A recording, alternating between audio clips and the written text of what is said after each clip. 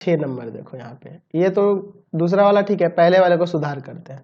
LCM ले लेते हैं, ए बी तो हो जाएगा आपका बी एक्स प्लस में ए वाई बराबर में 2, यानी कि हो जाएगा बी एक्स प्लस में ए वाई बराबर में 2ab, यही ना हो जाएगा।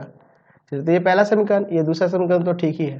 a1 बराबर में b, b1 बराबर में आपका हो जाएगा यहाँ से a और c1 बराबर में 2ab।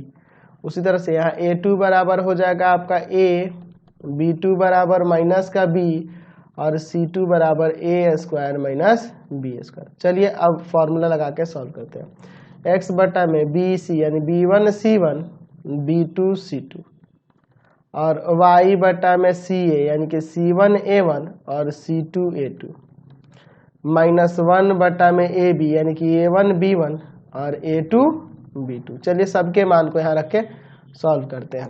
तो हो जाएगा x बटा में b1 c1 यानी कि a 2ab माइनस का b और यहाँ पे a square minus b square. फिर उसी तरह से y बटा में ca यानी कि 2ab और यहाँ पे आपका क्या हो जाएगा, यहाँ आ जाएगा b, देख रहे हैं ना a1 और फिर c2 a2 यानी कि a square minus b square और यहाँ पे a, फिर हो जाएगा minus 1 by B A minus B. चलो अब यहाँ पे सॉल्व करते हैं क्रॉस मल्टीप्लाई करके। तो x बटा में a इंटू में होगा a square minus B square, अच्छा ये माइनस यहाँ पे है, इंटू करेंगे और बीच में माइनस तो प्लस हो जाएगा और इंटू करेंगे तो हो जाएगा 2ab स्क्वायर। y बटा में इसमें इंटू करेंगे तो आएगा आपका कितना 2a square B minus B A square minus B square और माइनस 1 बाई माइनस का बी स्क्वायर माइनस का ए स्क्वायर। चलो x बटा में सॉल्व करो, ए क्यूब माइनस का ए बी स्क्वायर, ठीक है, और प्लस में 2ab स्क्वायर।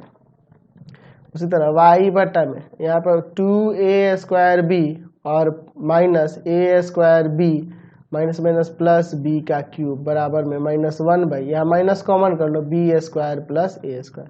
देखो ये माइनस माइनस कट जाएगा। अब देखो क्या होगा, तो x बटा में ए क्यूब प्लस में ए बी स्क्वायर, y बटा में ए स्क्वायर बी प्लस में बी क्यूब बराबर 1 by A square plus B square भी तो लिख सकते हैं, प्लस में ही ना है, कोई फर्क नहीं पड़ेगा। चलिए यहाँ से क्या कॉमन है, यहाँ कॉमन है a, तो यहाँ बचेगा A square plus B square.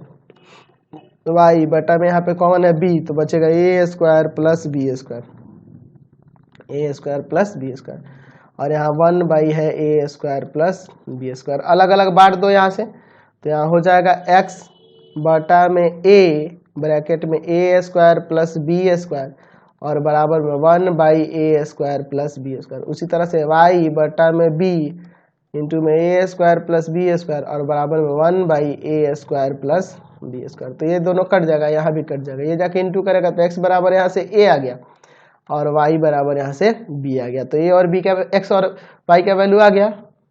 Question number 3 में कहा निम्नलिखित समीकरण निकाय को ब्रज गुणन विधि द्वारा हल करें। तो यहाँ तो ब्रज गुणन विधि निकालते, लेकिन